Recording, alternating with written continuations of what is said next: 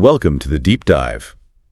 If you're a serious language learner, you probably know this frustration all too well. Oh, absolutely. You've mastered the subjunctive, right?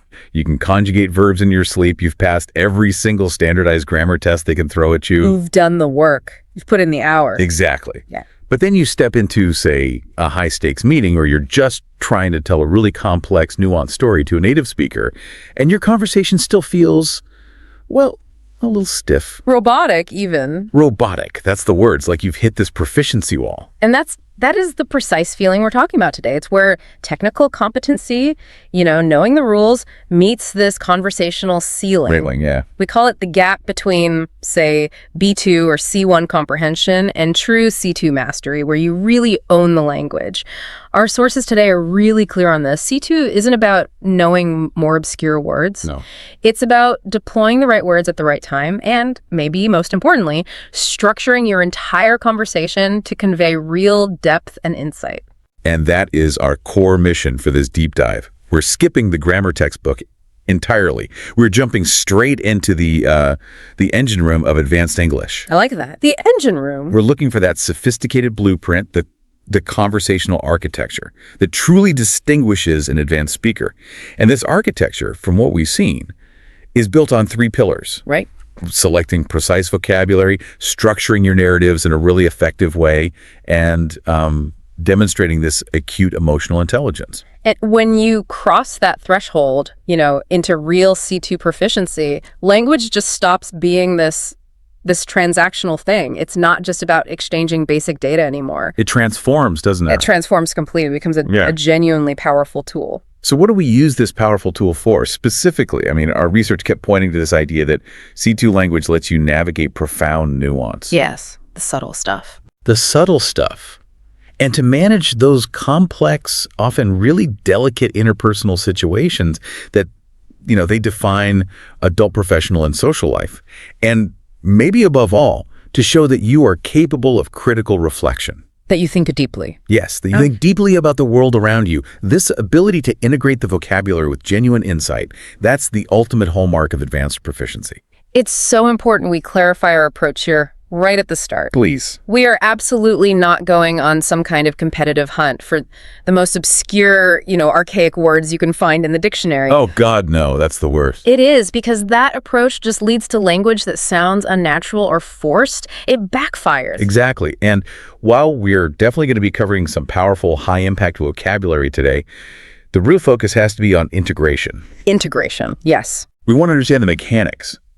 How does an advanced speaker weave a word into a sentence, not just to define something, but to actively paint a vivid emotional picture or build narrative tension or express a very specific emotional state that a simpler, a B2 level word couldn't even get close to? We're looking for function over just decoration. That's it. We want to analyze exactly how a word choice enhances the meaning underneath and propels the dialogue forward, often toward a conclusion that's, surprising or really meaningful. And to help us do that, we have 2 excellent, really detailed, real-world dialogues from the sources today, and we're going to break down the architectural mechanics of each one. Yeah, we're going to get into the nuts and bolts. We're really looking to distill the process. We'll examine how speakers use specific, powerful words to establish a shared context of stress or maybe joy, how they construct these little narrative arcs that deliberately pull the listener in.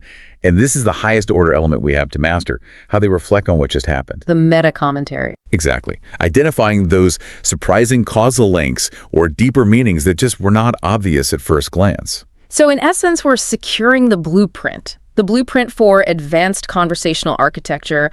We're hunting for those tangible, aha moments that show you exactly what makes an advanced exchange feel so authentic and effective. And meaningful, allowing you to move way past basic small talk. Or just exchanging information. This is about connection. Now, before we open the toolkit, a quick but an essential word of context and reassurance for you, the learner. Yes, this is important. The source material emphasizes this over and over, and it's so vital to let this sink in. Acquiring C2 proficiency is not a sprint.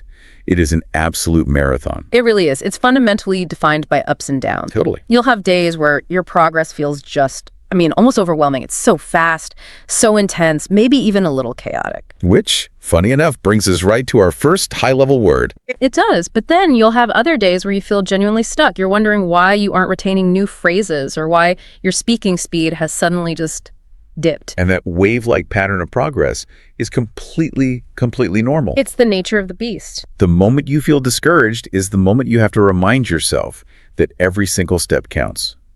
Every new nuance you grasp, every successful attempt at articulating a complex thought. It all adds up to what the researchers call cumulative mastery. I like that term, cumulative mastery. Think of it as building linguistic capital. Right, coin by coin. And we need to make that concept, linguistic capital, really accessible. It just means that your past efforts, they compound. So a difficult idiom you struggled with last week, even if you failed to use it then, it's prepared the ground, it's tilled the soil for you to use it naturally next month. So the advice is simple then. It is. Stay curious. Don't shy away from the tricky bits of language, the specific contextual uses, the complex phrasal verbs, the subtle differences between words that seem like synonyms but aren't. And every attempt you make to use that high-level language, even if you stumble a bit, it's not a failure, it's an investment. It is an investment that builds your fluency and your confidence over time. So our goal for the next, 30, 40 minutes is to distill the absolute practical essence of these advanced exchanges. We want to give you the actual mechanics and vocabulary you can start integrating into your own speech. Well, today. Let's start laying that foundation then, that conversational architecture. We'll begin with our first set of vocabulary, 3 words that inject intensity, chaos, and sophisticated color into everyday conversations. And they focus mostly on describing external pressure and events of chance, right? Exactly. The world happening to you. Okay, let's unpack this. Word number 1, perfect for those high energy, high pressure, often stressful situations we all know. Frenetic. Frenetic. So the basic definition is pretty clear. Fast and energetic. But as we said before, the critical qualifier, the C2 layer of meaning, is that this energy is deployed in a wild and uncontrolled or even a disordered way. Ah, okay. Yes. So it immediately occupies a higher register. It signals way more stress than just saying hectic. Way more. That distinction is paramount. If you describe your week as hectic, your listener gets it, you were busy, but they probably assume you were, managing the tasks reasonably well. You were in control. You were in control. But when you use frenetic, you are signaling a really important emotional and organizational reality. Which is? That the volume, the speed, the pressure, it all felt genuinely overwhelming. It suggests a frantic state where your organization or your equilibrium has started to slip away. So it's about losing your balance. In a way. Yes. And linguistically, you can see it in its common associations, its collocations. We often hear frenetic pace, frenetic rush, or frenetic activity. This consistent pairing with concepts of speed and instability, it just reinforces this idea of cognitive overload, of stress that's caused by an unsustainable pace. The word just captures the feeling of being overmatched by velocity. And the sources use it perfectly to paint a vivid picture. I'm thinking of one example. The last hour before the grant submission deadline was a period of frenetic activity. You can just see it, can't you? Oh, totally. You can visualize the office, the rushing, the quick-fire decisions, the overlapping tasks, maybe people shouting across cubicles. It's not just that they were busy. No, they were frantically scrambling. There's a desperation to it. And if you look at the origin of the word, it comes from the Greek phrenitis, which meant inflammation of the brain or even madness. Wow. Now, obviously, we don't use it that literally today, but that core idea of this uncontrolled, almost manic energy is still very much alive in the word. So it elevates the conversation from simple busyness to a state that's, bordering on pandemonium. Exactly. Think about contrasting it with a word like dynamic. A dynamic workplace is usually a positive thing, right? It's full of energy and movement. Sure, productive. But a frenetic workplace implies that the energy has tipped over into the negative zone where control is actively being lost. And the source material had that great high-stakes example from the world of finance. Oh, the trading floor. Yes. The trading floor became frenetic the moment the interest rate announcement dropped. That one word, frenetic, it communicates this incredibly complex sensory overload. The rush of communication, the speed of the automated trading, the collective pressure, the noise. It's all in there. It signals that people's decision-making capacity is strained to the breaking point because of external speed. So we did have to analyze the nuance of its usage a bit. Can frenetic ever be positive? It's a good C2 level question to ask. What's the verdict? It can, but it's almost exclusively in artistic or creative contexts. And even then, there's a hint of that wildness. Like a musician. Exactly. We might describe a jazz musician's solo as frenetic, suggesting this incredible high-energy artistic expression that borders on being out of control. And in that context, it would be a huge compliment to the passion and intensity. But the takeaway for you, the listener, which is so crucial for advanced communication, is that in almost every professional or cognitive context, describing a schedule, a meeting, a task, load frenetic strongly implies stress. A loss of equilibrium. And control that has slipped. It's a powerful, powerful signal of high stress due to pace. A great synthesis. Okay, let's move to word number 2, which brings in this wonderfully optimistic element of prepared chance. The word is serendipity. Serendipity, I love this word. It's instantly elegant, a very high register word that adds immediate sophistication to any story you tell. It really does. It describes the occurrence of events by chance, but specifically in a really happy or beneficial or fortunate way. The common definition is the art of making fortunate discoveries by accident. And what's fascinating here is the distinction from simple luck, isn't it? It is. That's the core of it. If I win the lottery, that's just random luck. It's passive. I don't do anything to deserve it. Right. Serendipity requires the collision of two separate elements, an accidental event and a state of preparedness or searching on the part of the person who benefits. So our sources emphasize that serendipity implies a sort of happy cosmic alignment. It's like the universe delivers the perfect solution, but only because you were actively looking for something in the first place. You put in the work. You laid the groundwork, and the accident provided the final missing piece of the puzzle. And you see that in the common phrases people use, like sheer serendipity or a remarkable piece of serendipity. They emphasize the magnitude of the fortunate accident. Let's look at the expanded examples from the source. The classic one, of course, is finding a rare book. Right. Finding that rare, long-sought book after years of searching, just tucked away in a dusty corner of some minor bookstore. The search was intentional. It spanned years. That's the preparedness. Yeah. But the discovery itself, that specific moment of finding it, was beautiful, prepared chance. It wasn't planned. It was not. Or take the example from scientific research, which is maybe the most famous application of the concept. The penicillin story. The classic. The breakthrough wasn't planned. It was sheer serendipity when Dr. Chen accidentally left the culture exposed overnight. The accident, the exposure, was the catalyst. What? But the fact that Dr. Chen was already an experienced researcher, observing that culture, and, crucially, prepared to recognize the beneficial outcome. That's what made it serendipity, and not just a contaminated, failed experiment. And we can apply this to personal relationships, too. This is where C2 speakers often use this word to really elevate their stories. Yeah, how they met their partner or something. Exactly. It was a moment of serendipity when I missed my train and ran into my future business partner in the waiting area. Okay, so missing the train was the annoying accident. Right. But the existing drive to network, the preparedness for a business discussion, that's what made the chance meeting fruitful. The common thread, then, across all these uses, is the accidental discovery. But it always implies that the person involved was observant or active or prepared enough to recognize the happy accident for what it was. It's a higher form of fortune. It is. Okay, and finally, our third word in this external pressure set. This one truly captures that pervasive feeling of modern administrative stress and information overload. Yeah. Inundated. Inundated. This is such a beautifully powerful verb.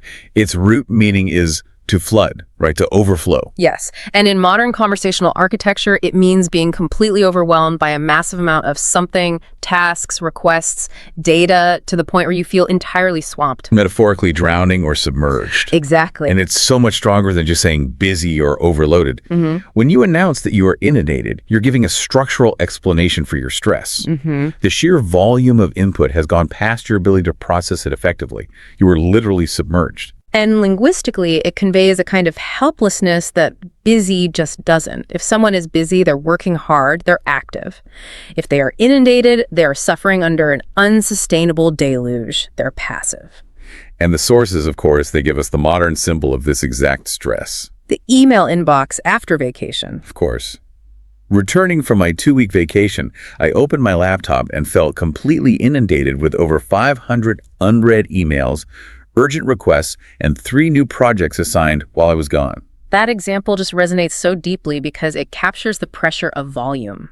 500 individual units of communication that are all demanding to be processed.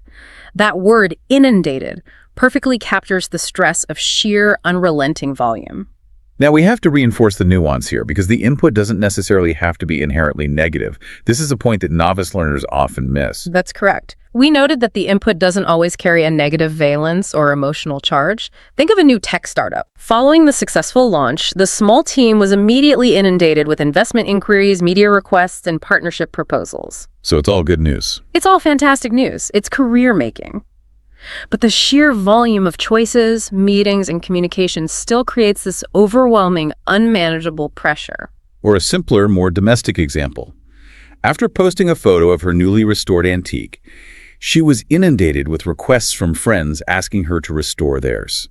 Positive attention, but instantly exhausting administrative work. Exactly. So inundated really conveys the intensity of the volume, regardless of whether the content is inherently good or bad. So to recap, we have frenetic, chaotic busyness, serendipity fortunate, prepared chance, and inundated being overwhelmed by volume. A great toolkit. Now let's see these words put to work in our first detailed conversational analysis, which we're calling the serendipitous coffee break. Okay, so this dialogue features two colleagues, David and Sarah.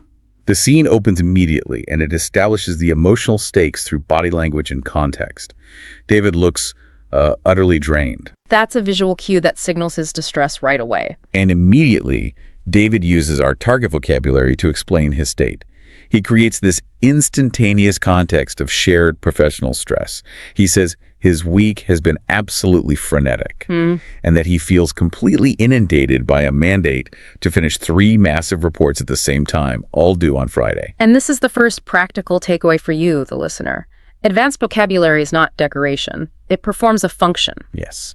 By using frenetic and inundated, David instantly establishes a high-pressure context, he validates his own emotional exhaustion, and he justifies why he needs that coffee break. And Sarah instantly gets it. She understands the severity of the situation because of his specific word choice. So Sarah acknowledges his stress, and then David pivots. He moves the discussion away from his own immediate misery to a story about Jennifer from accounting. And this story becomes the core narrative arc of their conversation.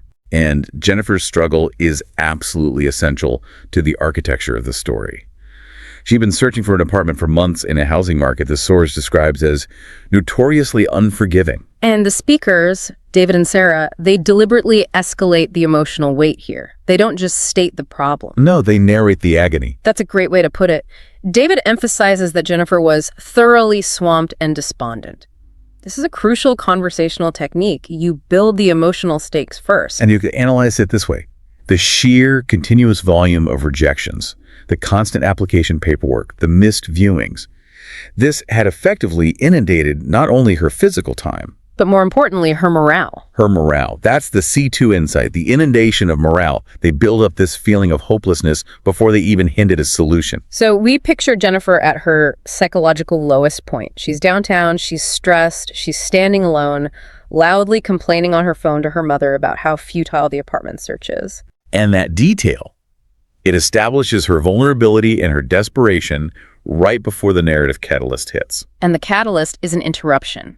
A complete stranger, Lisa, overhears Jennifer's lament, leans over, and asks the question that changes absolutely everything. Excuse me, but are you looking for a one-bedroom? And this is the moment David calls a remarkable piece of serendipity. And as we discussed, the details he provides next are essential because they have to justify that strong claim. It couldn't just be an apartment. That would just be simple law. Exactly. It was a perfect storm of positive circumstances. Lisa was moving abroad and needed someone to take over her lease urgently. That solves the time crunch. Okay. The apartment was 2 blocks from their office. That solves the commute issue. It had a balcony, a highly desirable, non-essential feature. A bonus. And critically, it was perfectly within Jennifer's budget, solving the financial constraint. This perfect chance alignment is the very definition of serendipity. The story could end there. A lot of people would end it there. But this is precisely where we see the C2 level reflection, the higher order thinking that elevates the whole conversation. This is where David introduces the ironic causal twist. And he slows the narrative down for this reflective moment, doesn't he? He does. He tells Sarah the twist. Jennifer almost didn't go to that cafe. She is meticulous. She always packs her lunch to save money and time. So why was she there? Why did she forget her lunch on that specific day? Because her week had been so incredibly frenetic, so chaotically busy, so overwhelming that her meticulous routine it broke down. Wow. So the chaos, the frenetic work week, the feeling of being inundated by deadlines. It directly led to the tiny, unexpected deviation, the forgotten lunch. Which ultimately solves her profound housing crisis through an act of serendipity. David explicitly connects these seemingly unrelated dots for his listener, for Sarah. He's showing his intellectual capacity to analyze the situation, not just report it. And he concludes, had she not forgotten her lunch due to the stress, she would never have gone to that cafe, never have met Lisa, and would still be utterly stuck in that awful search. And that explicit reflection on the deeper meaning, the causal link, that is the key takeaway for you, the learner. This is so critical for you to integrate into your own conversational architecture. Advanced dialogue doesn't just report events. It analyzes them. It analyzes them. It connects chaos and fortune, stress and salvation. It draws out these surprising and insightful causal connections.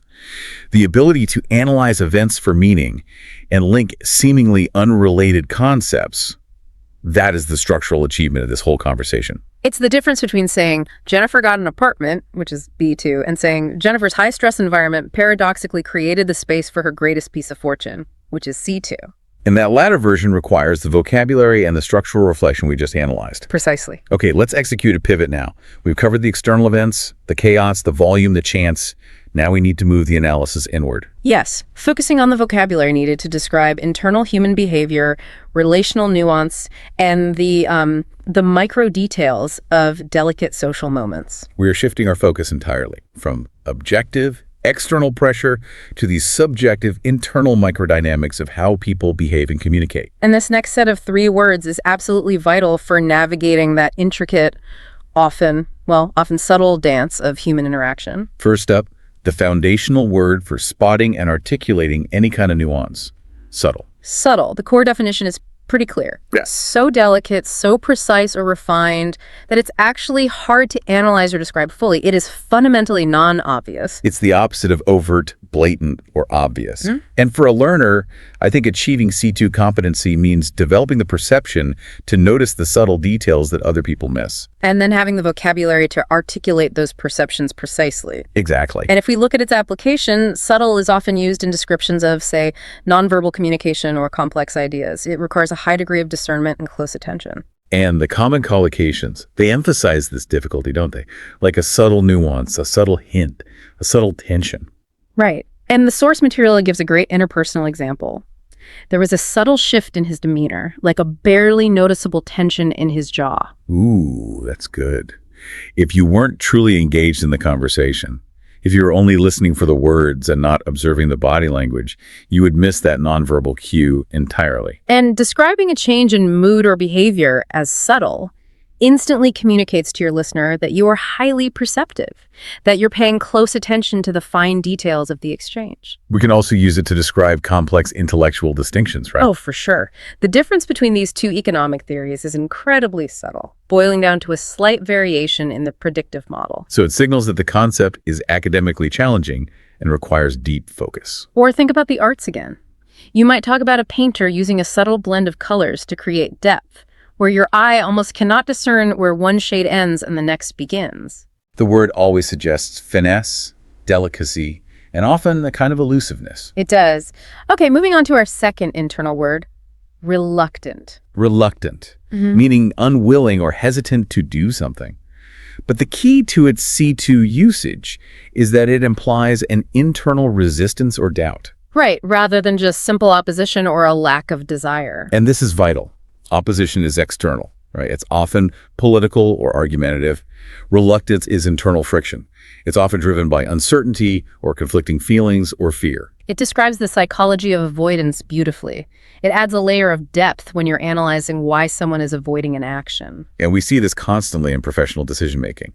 The source example highlights this perfectly. She was reluctant to commit to the long-term project without the full financial scope clarified. So her resistance wasn't hostility toward the project itself, it was caution. It was born from a fear of overcommitting resources or making a big mistake. Her internal friction was caution-driven. So, Using reluctant moves the conversation past simply saying she didn't want to explaining that the underlying cause was internal doubt or a need for greater security or clarity. We also see it used heavily in social situations, especially around confrontation or change. For instance, he felt reluctant to introduce his new partner to his parents, fearing the inevitable family scrutiny.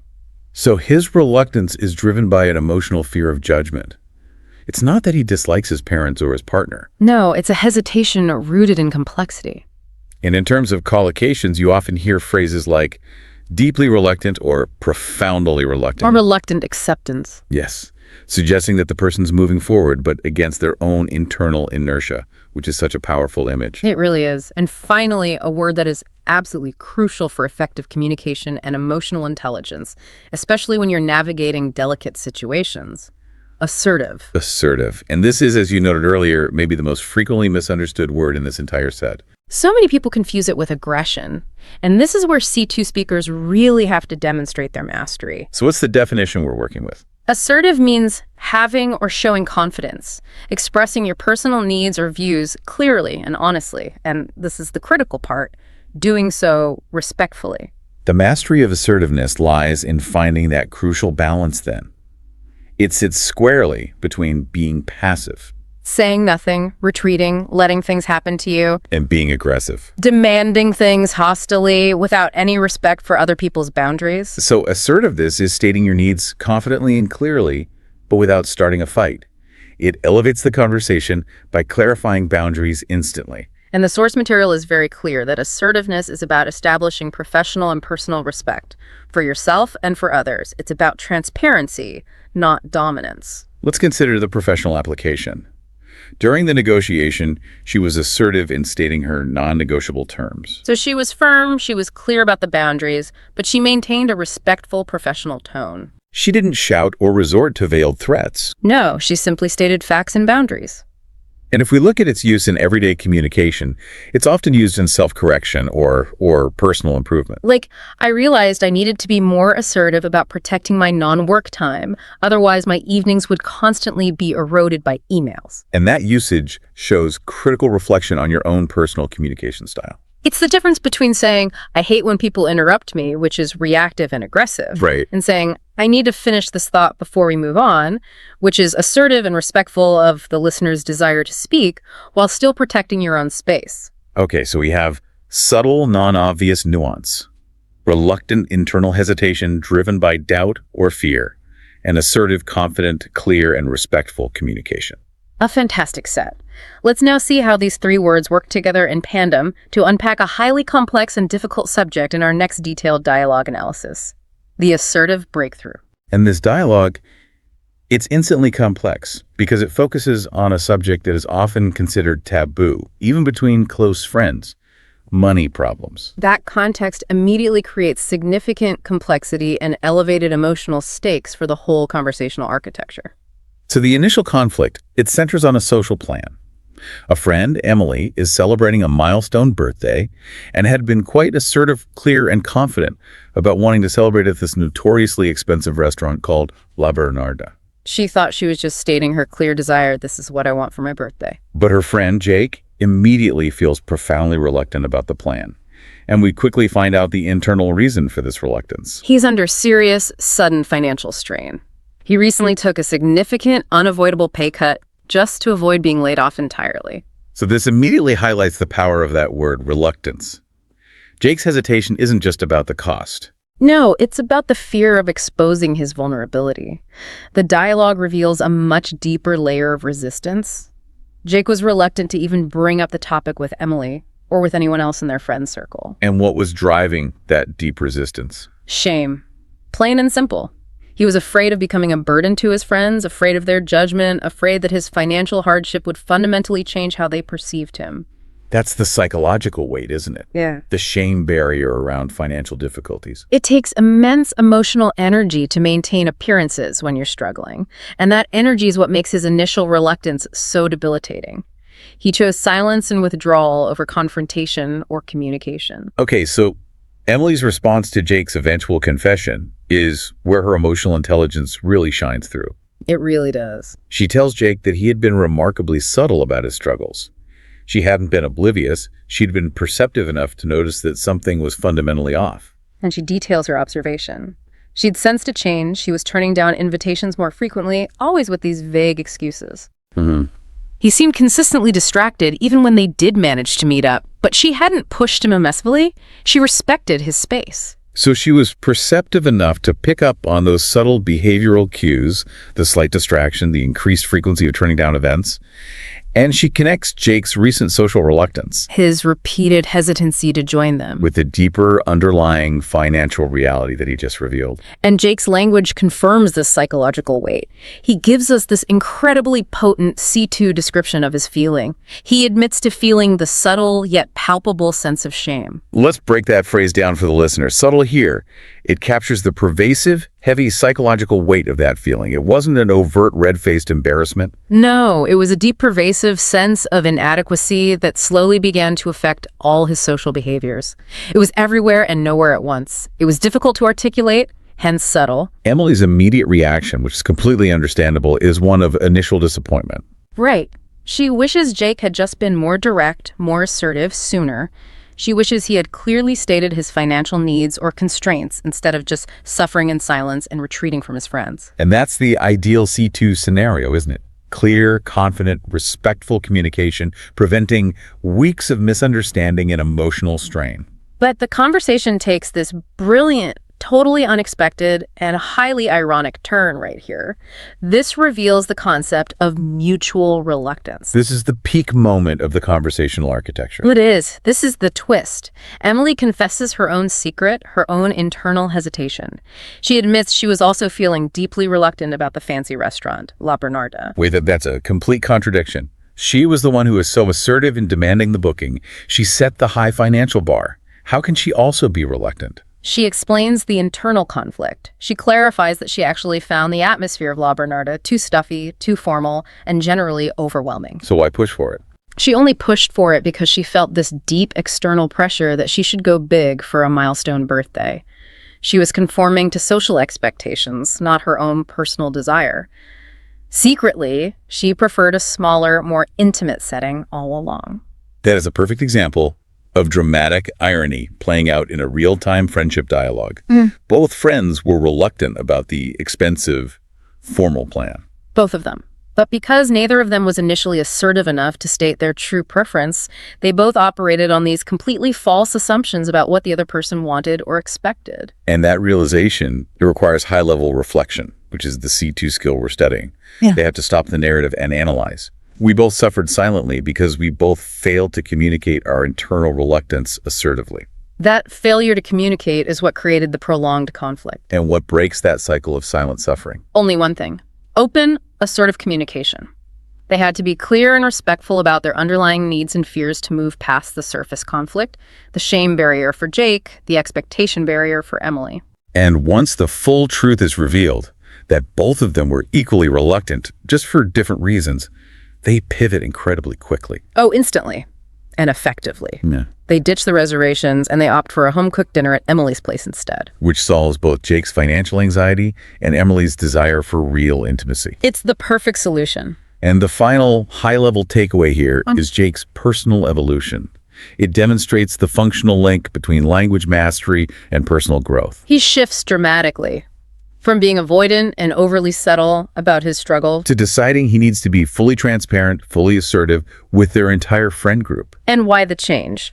He realizes that his honesty, his assertive choice to state his reality, might actually empower other people in their social circle who might be silently navigating similar financial struggles. So he moves from passively hiding his problem to potentially actively leading by example. Using language as a tool for collective emotional health. This shows us conclusively that language mastery, especially at the C2 level, it's not an isolated skill.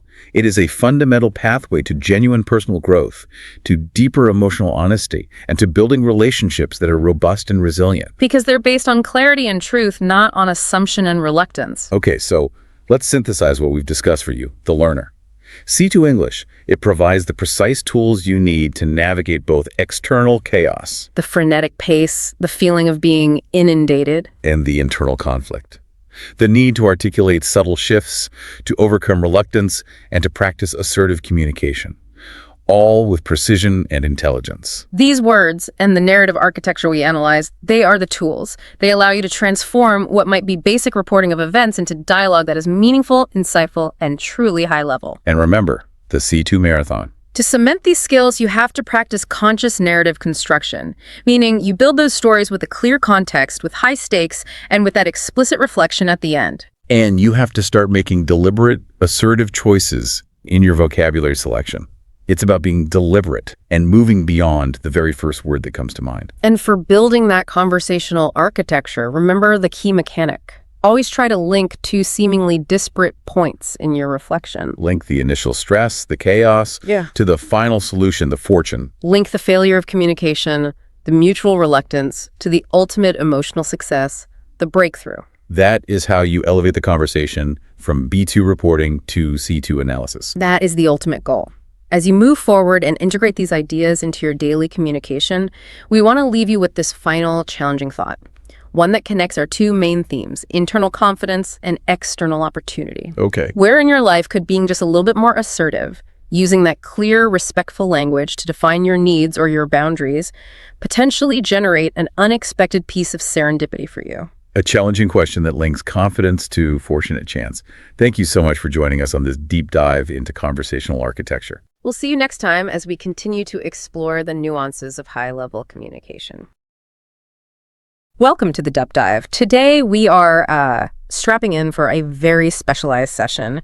We are going to be dissecting the advanced architecture of human communication. Specifically, how highly articulate people navigate those. I mean, the absolute highest stakes conversations. We're moving well past mere fluency, that B1 or B2 level where you're just getting things done, sort of hoping the words come out in the right order. And that distinction is so vital, the one between proficiency and true mastery. Because the skill sets you need, they go in completely different directions the moment any real pressure enters the equation. Right. I mean, if proficiency lets you transact, you can order a coffee, you can confirm a meeting. Time mastery lets you transform the situation. Transform it. Yeah. And our mission today is really to analyze what that looks like. What does real conversational mastery actually look like in practice? We're aiming for that C2 realm where the power isn't in volume or speed, but in strategy, in tone, nuance, and maybe most crucially, in the linguistic precision you use to shape reality itself. That's such a powerful way to frame it, shaping reality. It is. Because when the stakes are that high, a huge negotiation or a major life decision, success hinges on so much more than just the facts, doesn't it? Oh, absolutely. It relies so heavily on high emotional intelligence married to that precision with your language. Yeah. That's how you navigate to a successful outcome. You need words that don't just describe a thought. They have to strategically advance an argument. They have to do work. They have to do work, exactly. When you look at peak performers, a great negotiator, a thoughtful executive, a really mature partner, your language is. It's chosen surgically. It's never an accident. For a proficient speaker, the goal is just clarity. For a master, the goal is influence and mutual structural repair. Okay, so that's what we're doing. We're going to dissect two very different but, equally demanding scenarios that really require this high-leverage strategic approach. First, we're going to tackle the deeply personal. We're going to analyze the language you need to navigate a true life crossroads. I'm talking about that internal battle where passion and purpose just clash head-on with security and, hard-nosed pragmatism. And the stakes there are existential. It's the direction of a person's entire life path and the trajectory of the relationship that has to support it. Exactly. And then we'll pivot. We'll go to the professional domain. We're going to look at how to successfully resolve a really delicate, maybe even volatile workplace misunderstanding. And that requires language, that is. It has to be psychologically neutralizing. It's got to structurally repair a professional relationship without just pointing fingers and assigning blame. So it's about fixing the process. It's about fixing the process while preserving everyone's dignity. Yeah. And what makes these examples so essential for you to analyze is that they focus on the abstract. We're not dealing with inventory reports or hard data here. We are talking about these really subjective concepts like fulfillment, trust, profound personal disillusionment, maybe even perceived betrayal. Right. And communicating those concepts effectively, I mean, that requires a pretty sophisticated vocabulary. You need words that elevate what could be a simple, easily dismissed feeling into a strategic, weighted discussion that just demands to be taken seriously. That's it. That's our mission. Right. To see how the right words become the architectural elements of a successful high-stakes exchange. Okay. So let's dive in. Let's set the stage for our first scenario. This is arguably one of the hardest, most disruptive conversations any adult can initiate. Changing a life path that, on the outside, looks really successful and established. And when the stakes involve your entire future and the future of your partner, the language you use has to carry some real philosophical weight, doesn't it? It has to. It has to elevate that internal struggle from something that's easy to dismiss, like, oh, it's just a mid-career funk. Right. Get a new hobby. Exactly. It has to elevate it to what it genuinely feels like for the speaker, which is a crisis of conscience. Yeah, and I think we need to contrast this right away with like the B1, B2 level of communication. If someone just says, I'm dissatisfied with my job, it's so easy for their partner to say, well, try a new hobby or tough it out. It's a transactional response to a simple statement. Exactly. But when you're facing a real life pivot, you need words that convey the sheer magnitude of that internal shift, words that turn this philosophical realization into a non-negotiable imperative. Absolutely. The words you choose actively shape the argument and, ultimately the decision for both people involved. So let's look at the three foundational pillars used in the conversation we're analyzing between Liam and Chloe. Okay, starting with the engine of the change itself, the word epiphany. This word is the driving force. And it's often used so casually, but its true strategic definition here is it's critical, isn't it? It's a moment of sudden great revelation or insight that is genuinely transformative. It fundamentally changes how you see things. Right. It's not a fleeting idea you had over coffee. It's presented as a non-negotiable internal recalibration. A recalibration. And the strategic weight of deploying a word like epiphany is just immense. If Liam tells Chloe, I'm thinking of quitting my law partnership because I'm bored, well, Chloe is positioned to debate his feelings. She can argue with bored. Of course. You're not bored. You're just tired. Precisely. But if he says, I experienced an epiphany last week that compels me to quit, the entire conversation shifts. The emotional utility of that word is that it signals an internal change that is non-negotiable. It provides this absolute startling clarity. It sounds like it recalibrates everything. It does, and it compels action, regardless of the immediate risks. It demands respect and attention because it's speaking to purpose, not just preference. Okay, so that compelling force, that epiphany, it needs an immediate counterweight. Otherwise, the whole conversation just becomes unstable and emotionally reactive. So if Liam is all-purpose in philosophy, Chloe has to be the one to anchor the conversation in reality. She has to. Which brings us to our second pillar, which is the realist's anchor. The word pragmatic. And the definition here is so key.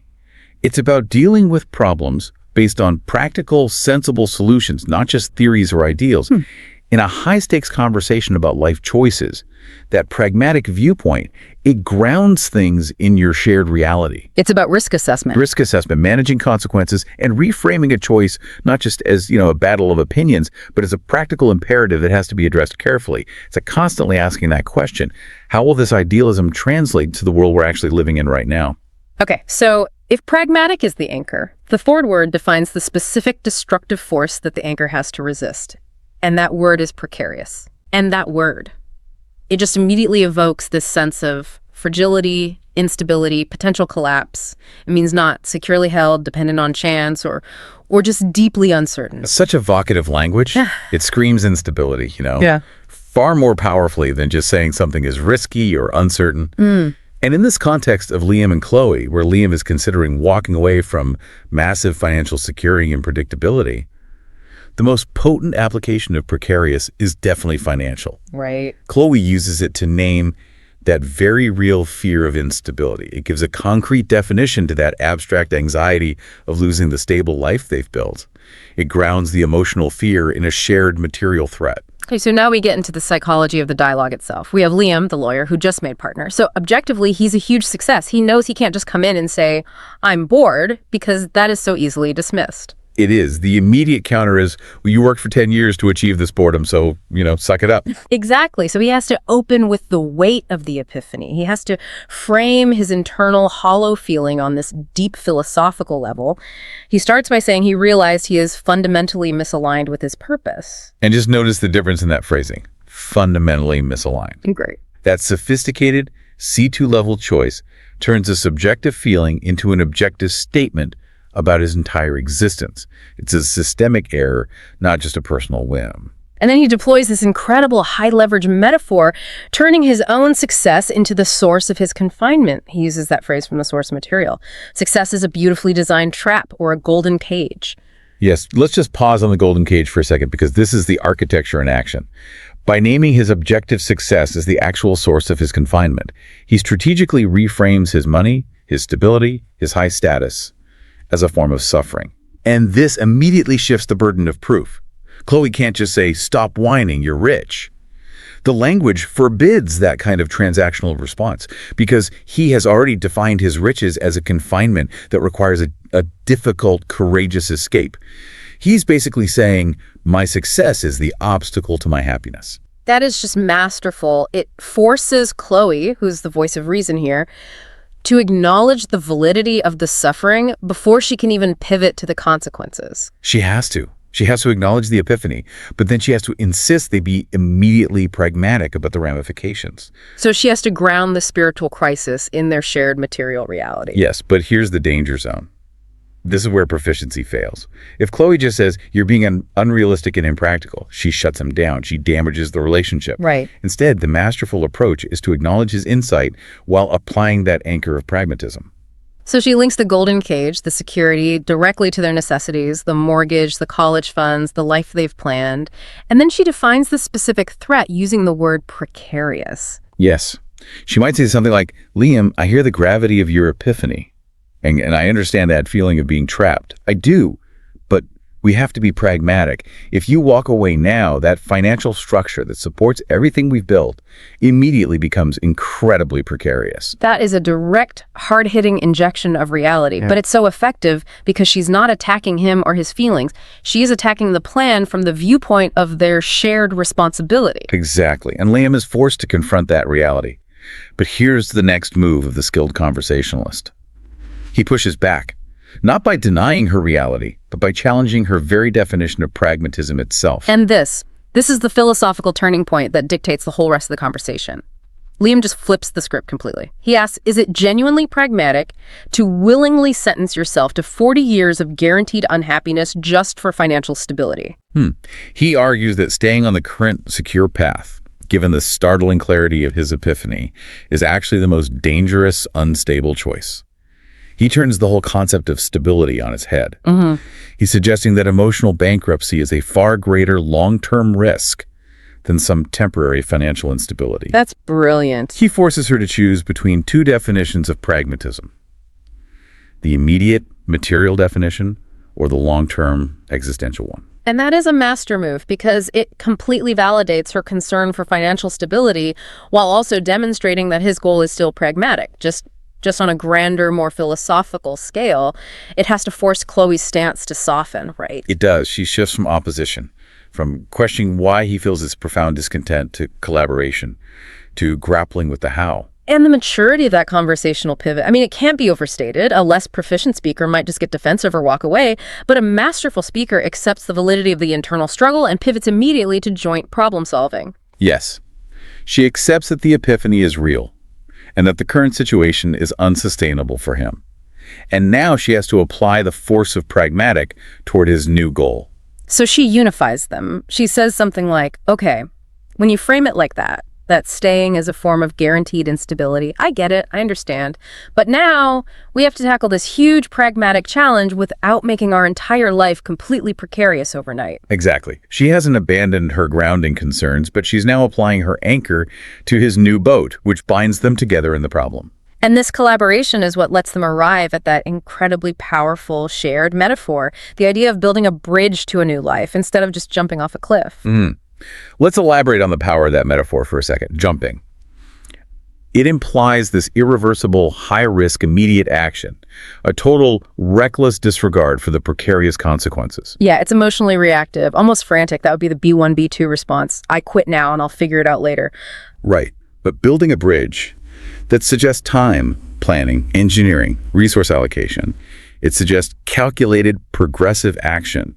It inherently manages and mitigates the precarious risk by ensuring there is a plan for stability, a transition period, defined phases. So it's the ultimate expression of their new shared definition of what it means to be pragmatic. The language they chose actually dictates the pace of the change. It does. So to summarize this deeply personal dive, the entire conversation was really guided by these three weighted words. Epiphany defined the non-negotiable why. Precarious defined the unavoidable danger. And pragmatic became the guiding principle for the responsible how. And that is the hallmark of C2 communication. It's using specific weighted words strategically to guide an entire argument toward a collaborative conclusion, even when you're dealing with what feels like an existential threat. It's a really compelling look at personal transformation managed through linguistic precision and shared psychological responsibility. Okay, that was the deeply personal. Now let's make the transition, because the language you need to navigate a career shift is fundamentally different from the language you need to repair a strained professional relationship. The stakes shift from, validating an internal self to preserving an external working structure. That's a really key insight. Workplace conflict is an absolute minefield. Yeah. Because our professional identity, our competence, our future career, it often feels like it's directly on the line. Mm-hmm. The moment you feel attacked, Yeah. that someone's undermining you or questioning your competence, the defensive walls just go up immediately and aggressively. So the language required for de-escalation for relationship repair, it has to be incredibly precise. We called it surgical earlier, and that feels right. You can't afford to make a single mistake or use one accusatory word that might reignite the whole conflict. The goal has to be psychological neutrality. It's about creating a shared space to analyze the system, not the person. And this environment requires a specific set of tools, words designed to communicate objectivity and empathy at the same time. You need words that neutralize tension and let both people step back from the emotional core of the disagreement. All right, so let's introduce our second set of vocabulary, the indispensable tools for navigating professional conflict. First up, the incredible utility of the word misconstrue. Yes.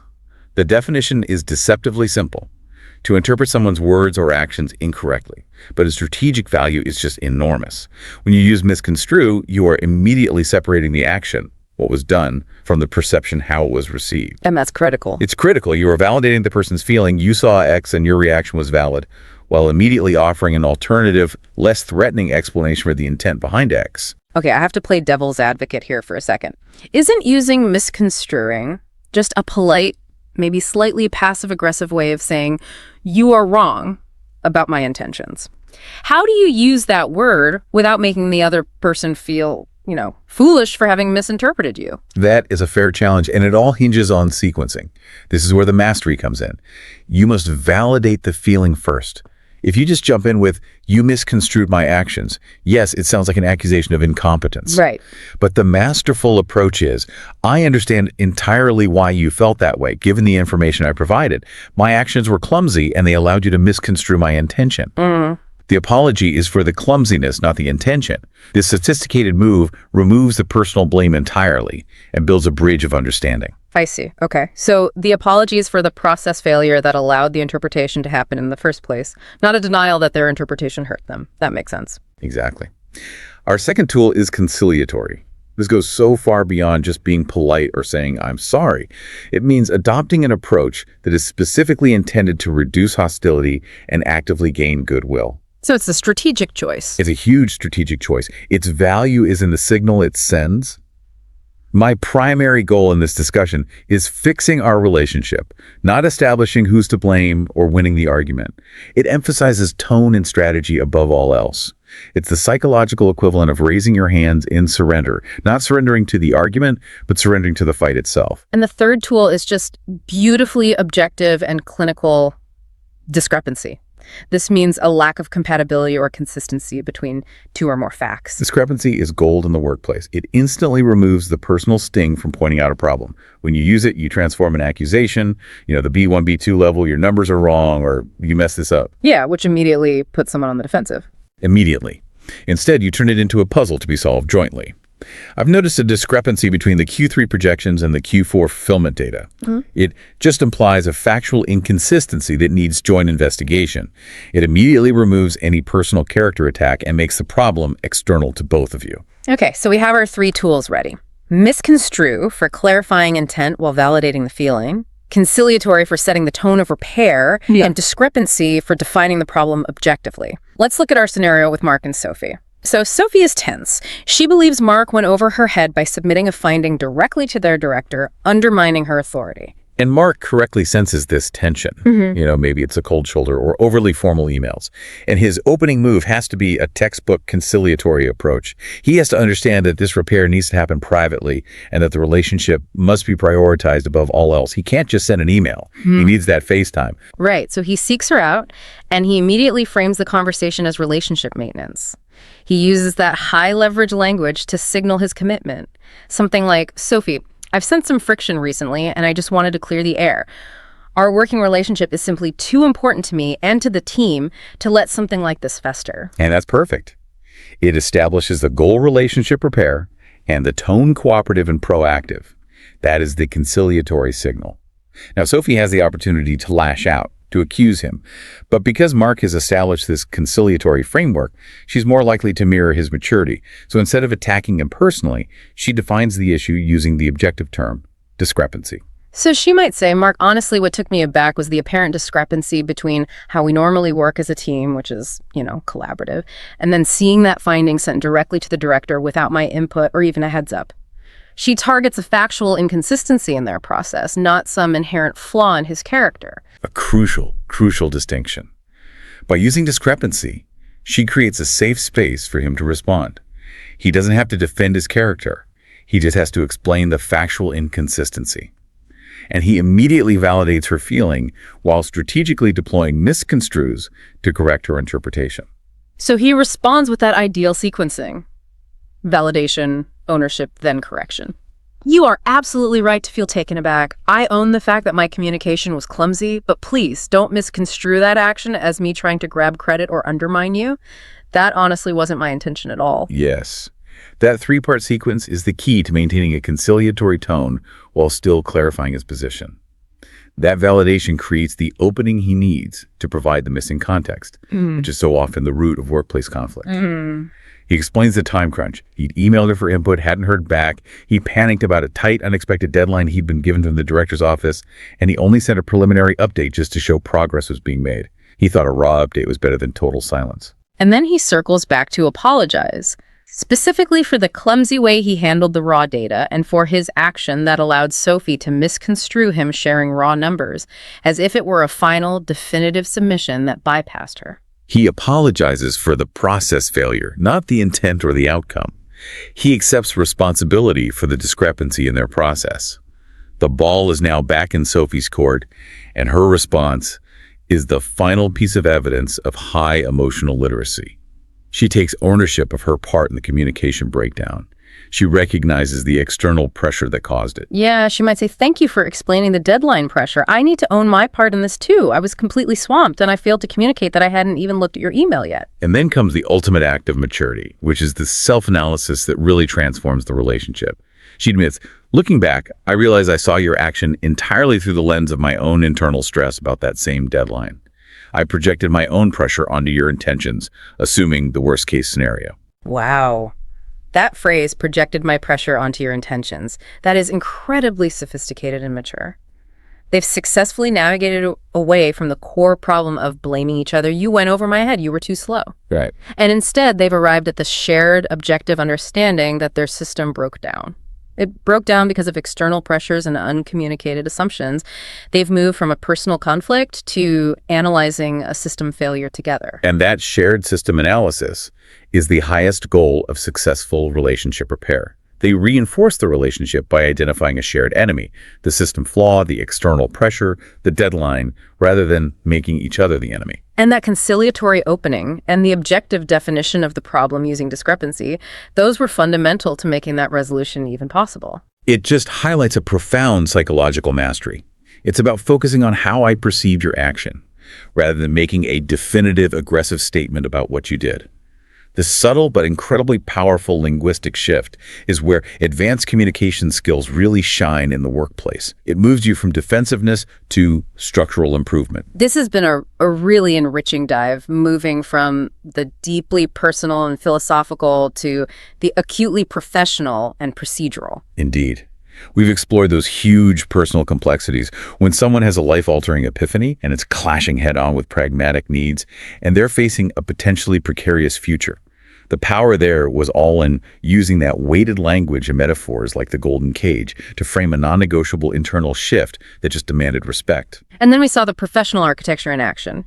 We watched Mark and Sophie use a conciliatory approach, clarify potential misconstruals through that careful sequencing, and identify a factual discrepancy to repair trust. And in doing so, they reinforced their working relationship, making the system the target, not the person. And I think the core takeaway for you listening is crystal clear. Advanced communication mastery is so much more than just having an impressive vocabulary. It demands strategy, empathy, and this linguistic precision to navigate the intricate tapestry of human relationships with exceptional skill.